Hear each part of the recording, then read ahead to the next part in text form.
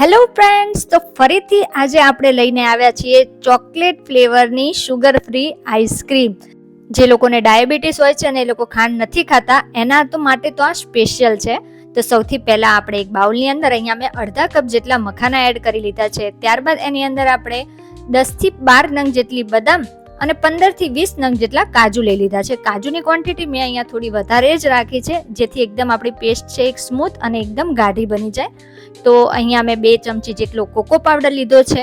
આપણે chocolate flavour બનાવવાની છે એટલે આપણે કોકો પાવડર એડ કરીશું. અને અહીંયા મેં લઈ લીધા છે 2 મોટી ચમચી ડાર્ક ચોકલેટ. હવે એ પણ એકદમ ઓપ્શનલ છે, જો તમે ડાર્ક ચોકલેટ હોય તો એડ કરો, ન હોય તો પણ ચાલશે. અને અહીંયા મેં ખજૂરની પેચી લઈ લીધી છે, જે 10 થી 12 નંગ જેટલી છે, જેની મીઠાશ તમે તમારા હિસાબે આમાં રાખી શકો છો. એના વચ્ચેથી તળિયા આપણે કાઢી લીધા છે. તો થઈ ગયું ને એકદમ શુગર ફ્રી. ખાંડનો પણ ઉપયોગ નથી થયો. અને આગળ જોશો ને તો લોટ એટલે કે આપણે કોર્નફ્લોર કે કોઈ બીજો પણ પાવડરનો યુઝ કર્યો નથી. હવે અહીંયા મેં સૌથી પહેલાં ગરમ દૂધ લઈ લીધું છે 1 કપ જેટલું. જો પહેલાં ક્વોન્ટિટી આપણે દૂધની કેટલી રાખવી એ આપણે આ રીતે ચેક કરી લઈશું, કારણ કે મખાના છે એ સરસ રીતે ડૂબી જવા જોઈએ. હવે વધારે પડતું બીજું દૂધ કાંઈ જ લેવાનું નથી, આપણે જે પ્રમાણમાં રાખવું હોય ને એ જ દૂધ લઈ લેવાનું છે.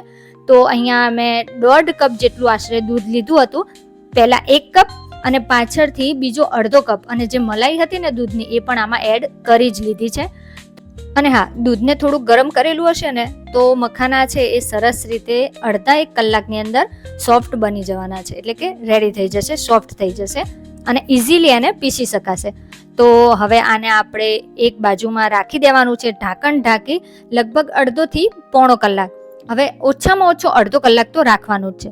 હવે અડધા કલાક બાદ આપણે ચેક કરી લઈએ તો ચોકલેટ પણ સારી રીતે મેલ્ટ થઈ ગઈ છે, મખાના છે એ પણ એકદમ સોફ્ટ થઈ ગયા છે. તો બસ હવે આપણે લઈ લઈશું એક મિક્સી જાર અને એની અંદર જે આપણા મખાના અને ખજૂરવાળું જે દૂધ છે ને, ચોકલેટવાળું, કાજુ બદામવાળું, એ પણ આપણે આમાં મિક્સી જારની અંદર એડ કરી દેવાનું છે. અહીંયા મેં ગરમ દૂધ લીધું છે, એના લીધે મેં કાજુ અને બદામ છે એને પલાળ્યા નથી. બાકી જો તમારે પલાળેલા લેવા હોય અને 15 મિનિટ માટે જ પલાળી અને દૂધમાં રાખવું હોય ને તો તમે કાજુ અને થોડી વાર માટે પાણીમાં પલાળી અને પછી લઈ શકો છો. હવે અહીંયા આપણે બાઉલ છે એને એકદમ ક્લીન કરવા માટે બાઉલની અંદર 2 ચમચી જેટલું દૂધ એડ કરી અને આપણે મિક્સી જારની અંદર એડ કરી દીધું હતું. હવે આપણે એની એકદમ સ્મૂથ એવી પેસ્ટ રેડી કરી દેવાની છે. નથી કોઈ દૂધ ઉકાળવાની બીજી વાર ઝંઝટ કે કાંઈ જ નહીં. આ આઈસ્ક્રીમ બનાવવી એકદમ ઇઝી છે અને ફટાફટ પણ બની જશે. તો જો આપણી એકદમ આવી સ્મૂથ પેસ્ટ રેડી થઈ જાય એટલે આપણો આઈસ્ક્રીમનું જે બેઝ હોય છે ને એ એકદમ પરફેક્ટલી રેડી થઈ ગયું છે. હવે આપણે આને કાઢી લઈશું કોઈ પણ આ રીતના એક ડબ્બાની અંદર.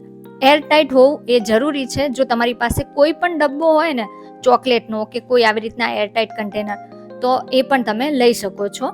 તો અને મારી પાસે મોલ્ડ તો છે જ આઈસ્ક્રીમના, પણ કોઈની પાસે મોલ્ડ ન હોય તો તમે આ રીતના કોઈ પણ કન્ટેનર લઈ જ શકો છો. હવે આ કન્ટેનર છે અને આપણે આ રીતે ટેપ કરી લેવાનું છે, જેથી એમાંથી બધી એર છે નીકળી જાય. અને ઉપરથી મેં અહીંયા ચોકલેટ ચિપ્સ એડ કરી લીધી છે. ચોકલેટ ફ્લેવરનો આઈસ્ક્રીમ હોય અને ચોકલેટ ચિપ્સ ન હોય એ થોડી ના ચાલે. હા, પણ જો તમારી પાસે ન હોય તો તમે એ વગર પણ બનાવી શકો છો. તો આ રેડી થઈ ગયું છે. હવે એને આપણે ઢાંકણ ઢાંકી દઈશું, એટલે કે જો એર ટાઈટ ડબ્બો છે ને એટલે એકદમ સરસ રીતે પેક કરી એને આપણે ફ્રીઝરની અંદર લગભગ 8 થી 10 કલાક માટે મૂકી દઈશું. હવે 8 થી 10 કલાક બાદ જો આપણી આઈસ્ક્રીમ છે સરસ રીતે સેટ થઈ ગઈ છે, તો જો હું તમને નજીકથી બતાવું તો કેવી સરસ આપણી આઈસ્ક્રીમ છે રેડી થઈ ગઈ છે ને. આનો કલર છે એ મેં ડાર્ક ચોકલેટ એડ કરી હતી ને એના લીધે એકદમ સરસ એવો કલર આવી ગયો છે ચોકલેટનો. અને મારી પાસે જો આ રીતના સ્કૂપર હતું પ્લાસ્ટિકનું, એટલે મેં આ રીતના સ્કૂપર છે એનો યુઝ કર્યો છે. તમારી પાસે સ્કૂપર ન હોય ને તો થોડી વાર એને એક બાજુ રાખી દેવાની આઈસ્ક્રીમને અને પછી આપણે ચમચીથી કાઢી લેવાની છે. તો થોડી વારમાં સહેજ મેલ્ટ થાય ને એટલે સરસ રીતે આપણે આઈસ્ક્રીમ ચમચા કે ચમચી વડે એને કાઢી શકીશું. તો અહીંયા મારી પાસે સ્કૂપર આ રીતના હતું ને એટલે મેં એનાથી જ આઈસ્ક્રીમ છે એને કાઢી લીધી છે. તો રેડી છે આપણી એકદમ હેલ્ધી વેમાં. અને જે લોકોને ડાયાબિટીસ હોય ને એ પણ આ ચોકલેટ ફ્લેવરવાળી આઈસ્ક્રીમ જરૂરથી ખાઈ શકે છે.